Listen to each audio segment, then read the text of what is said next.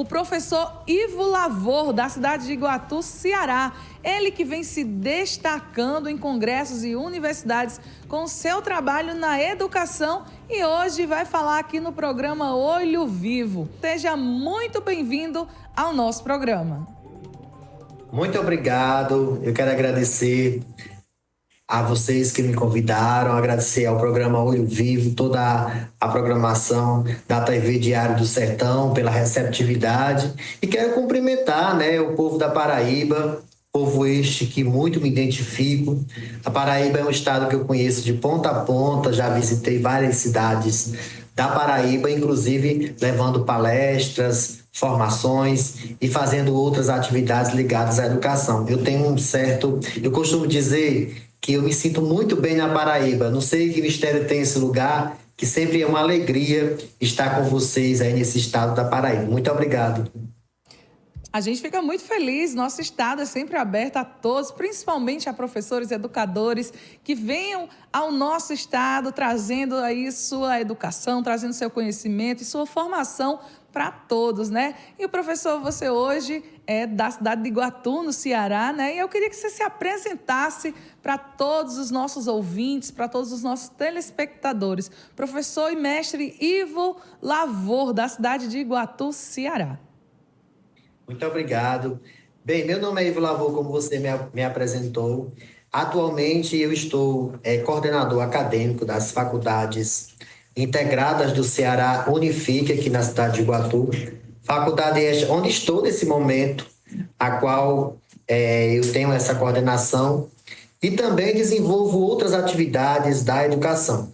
Sou escritor, meu último livro lançado é esse aqui, Pedagogia para Formadores, Novas Formas de Ler, Viver e Sentir os Processos de Ensinar e Aprender. Trabalho também com formação de professores por meio do Instituto Ivo Lavor. Espero visitar a Paraíba, estou com alguns contatos aí da cidade da Paraíba para as jornadas pedagógicas ainda este ano de 2025.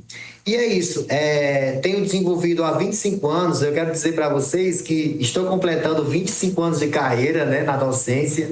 O ano de 2025 tem sido um ano muito especial para mim, porque completei 45 anos de idade e agora 25 anos de carreira na docência.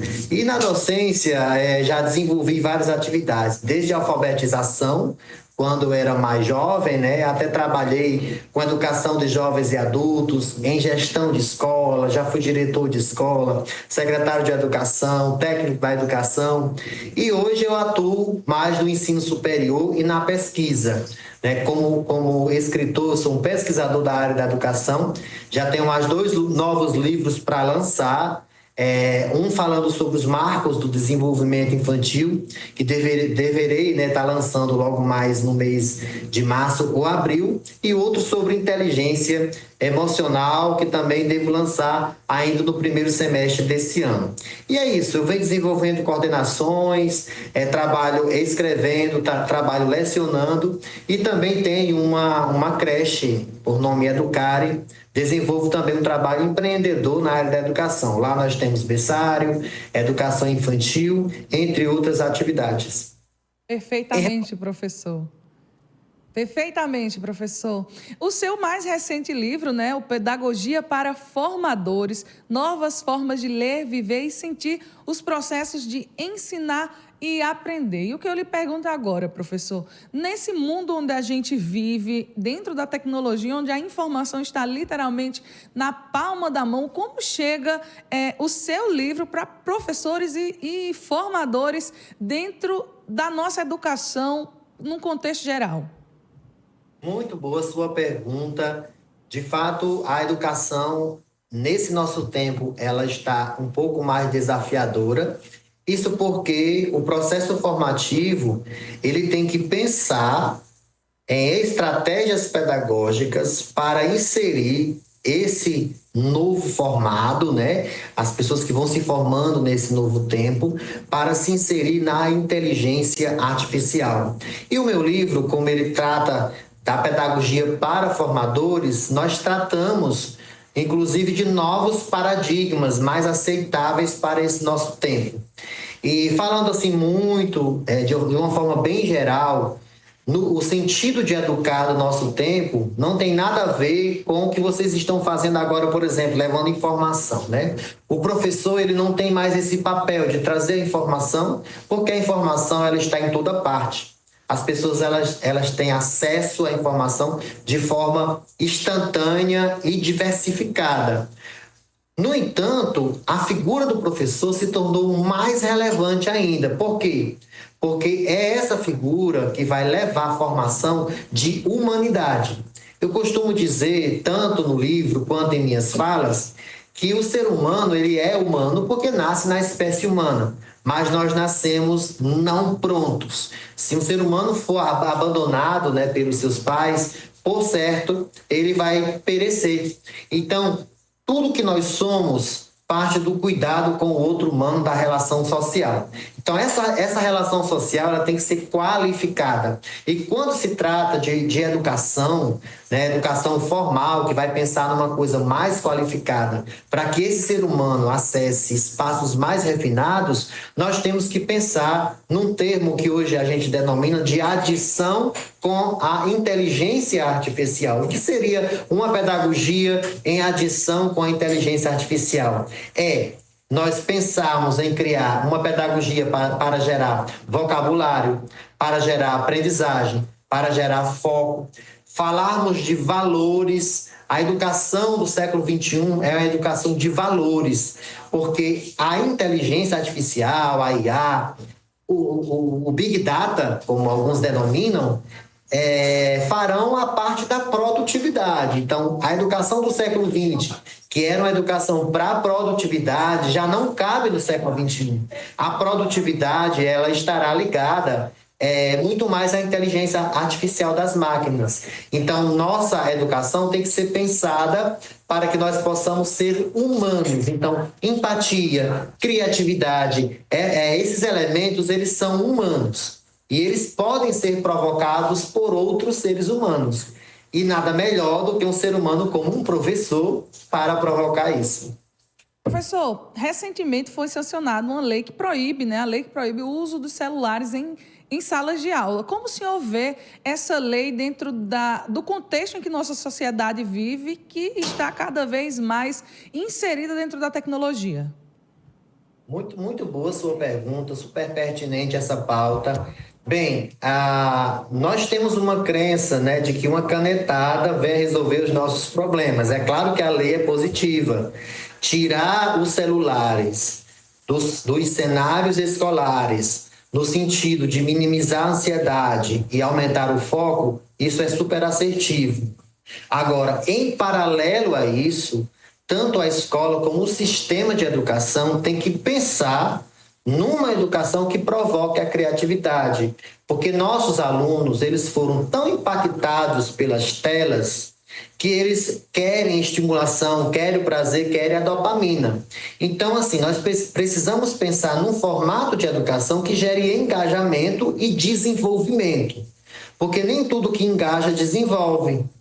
Portanto, há um desafio muito maior por parte dos educadores hoje para que a gente possa desfocar essa ideia de que temos que encher a criança de conteúdo e termos estratégias pedagógicas que possam fazer com que a criança aprenda o conteúdo, mas ao mesmo tempo ela seja uma criança criativa. Eu estou sempre, eu acho que você deve ter notado, batendo na palavra criatividade.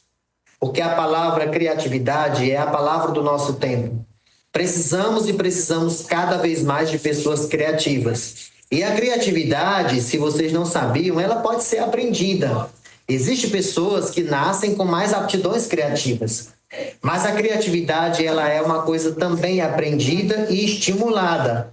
Portanto, paralelo a essa lei, nós precisamos de muitas outras estratégias para gerar, como eu já falei, tanto engajamento ao processo pedagógico por parte dos alunos, para não gerar uma apatia, né?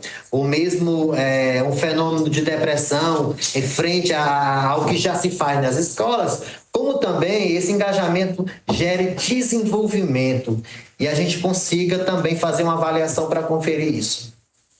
Perfeitamente, professor. Eu queria que o senhor trouxesse a sua visão, né? Você que vem ganhando cada vez mais destaques nos congressos e nas universidades, com suas palestras, com seus livros e com a sua forma de levar a educação, a pedagogia adiante dentro da nossa sociedade. Como o senhor vê hoje a situação da educação em nosso país? Visto que a gente teve um período aí em relação à pandemia, onde a maioria das crianças ficou em casa, né? Tivemos a educação de forma remota. Como é que o senhor enxerga hoje o cenário da educação no país? Muito boa sua pergunta, parabéns aí pelas perguntas. Nós deveríamos ter mais tempo para falar sobre isso, mas bem brevemente, assim, eu tenho uma visão sobre a educação brasileira. Eu acho que existe por parte dos educadores um grande esforço para a formação continuada, né, para discutir a educação. Só que eu vou citar aqui dois fatores negativos que muitas vezes têm emperrado da nossa educação ela funcionar melhor. Primeiro é que muitas vezes nós professores, aí eu trago a responsabilidade para nós, por mais que esse profissional seja aquele que mais merece validação nesse país, muitas vezes nós fazemos formação, mas desenvolvemos uma prática de acordo com o que a gente aprendeu. Então, até aquelas pessoas que dizem assim, eu tenho 20 anos de experiência, na verdade, ela tem 1 ano de experiência repetindo 20 anos, né? Muitas vezes, o professor faz a aula do mesmo jeito que ele fez a primeira aula, né? Quando ele começou na educação. E um outro fator dificultador do processo formativo brasileiro, eu acho que é a questão como os pais, né? Como os pais enxergam o processo formativo. Eu tive uma mãe que eu achava muito chata na época, mas essa mãe chata se faz necessária resgatar. Minha mãe era somente alfabetizada, mas ela desenvolvia um papel não de fiscalizador como a gente vê hoje. Eu sou diretor de escola e muitas vezes os pais eles são mais fiscalizadores do que participantes. Isso tem sido muito nocivo, né, no processo formativo das crianças. Não tem como a gente ficar como pai só fiscalizando alguma falha da escola ou alguma falha do professor. Eu não sei qual seria a estratégia a nível nacional, até uma política pública, né, para engajar os pais na escola no processo formativo. Eu não estou falando aqui de chamar os pais para reunião de pais e mestres. Isso é uma coisa do século XX. Inclusive, eu desenvolvi um projeto no ano de 2024, na Educare, né, em que esse projeto foi denominado Confluência. Inclusive, nós participamos do Prêmio LED Educação da Rede Globo e ficamos entre os 40 melhores projetos do Brasil. E esse projeto tinha uma ideia de trazer formação para os pais, ou seja, nós trouxemos informações técnicas para os pais, como eles podiam contribuir com a educação dos filhos. Não apenas pagando a mensalidade ou supervisionando se a criança tinha feito as tarefas. Mas eu vou dar um exemplo bastante simples aqui. Tempo de qualidade com os filhos não é você pegar os seus filhos, levar para uma pizzaria e todo mundo ficar com o celular na mesa. É você rolar na areia, é você inserir o seu filho nas atividades domésticas, chamar ele para arrumar uma gaveta com você, arrumar a mesa. Coisas bastante simples que são desenvolvidas, por exemplo, em experiências educacionais na China, na Finlândia, bastante bem-sucedidas. Não dá para nós brasileiros estarmos copiando a educação de outros países, mas dá para a gente pegar o parâmetro. E no Brasil, a gente tem um parâmetro de descontinuidade do processo formativo. Na escola, o aluno tem rotina, o aluno tem regra, mas quando a questão é para casa, aí a coisa fica desconfigurada. Nós temos uma mãe fraca, um pai fraco, que por conta, muitas vezes, né, dele não poder dar aquela assistência, ele dar presentes. Eu não sei se você tem filho, você pode dizer depois, né? Mas você pode observar, muitos pais dizem para mim, né, no nosso projeto, eu dou um presente ao meu filho, ele vai brincar com a embalagem. Então, muitas vezes a criança, ela não sabe nem diferenciar, ela chora pelo presente caro porque está na moda, e a gente tem o influencer muito ali ditando o que a criança tem que consumir, mas a criança não sabe a diferença de uma caixa para um brinquedo caro. O que na verdade ela quer é uma interação de qualidade, e isso é super possível com atitudes muito simples que os pais não despertam para tal. E outra coisa, os pais precisam saber o que é um professor, o que é um psicopedagogo, o que é uma escola. Esses conceitos, muitas vezes na nossa geração, eles foram desconstruídos. E a gente precisa resgatar isso. Então, eu acho que nós deveríamos desenvolver a nível nacional uma escola para pais, literalmente uma escola para pais. E aí nós teríamos mais um ônus para a escola, não seria papel do professor isso, mas para a escola, e em que a gente traria uma formação continuada para os pais, para que nós tivéssemos mais assertividade, né, na interação social com os nossos filhos. Perfeitamente, professor. Eu não tenho filhos, mas tenho sobrinho e entendo perfeitamente o que o senhor está dizendo. Realmente, são outros tempos, a gente vê esse problema em relação, né, à questão dentro da escola, ter essa rotina para as crianças, ter regras e tudo mais. Quando chega em casa, infelizmente, é descontinuado esse trabalho feito pelos professores dentro das instituições. Nós estamos conversando com o professor mestre Ivo Lavor, ele que é escritor e traz toda a sua formação, toda a sua construção nesses 25 anos de carreira, trazendo toda a sua experiência aqui para o nosso programa Olho Vivo de hoje. Infelizmente, estamos chegando no finalzinho do nosso programa, professor, mas eu queria lhe agradecer demais pela sua participação de hoje aqui. Quero que você deixe suas redes sociais, como as pessoas fazem para te acompanhar, para saber mais sobre o seu trabalho. Fique à vontade. Muito obrigado ao programa Olho Vivo, toda a produção da TV. E quero deixar aqui minhas redes sociais, como encontrar o Ivo Lavor. Me siga nas redes sociais, ivolavor.oficial é o meu Instagram. Tenho também o meu YouTube, que é Ivo Lavor.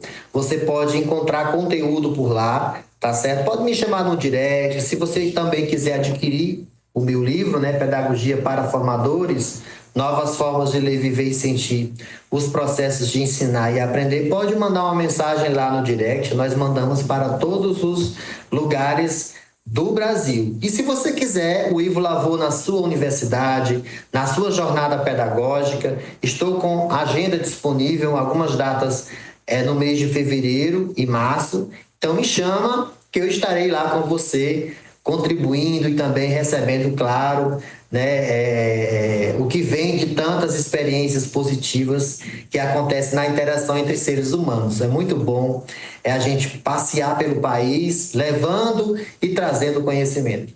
Minha gratidão.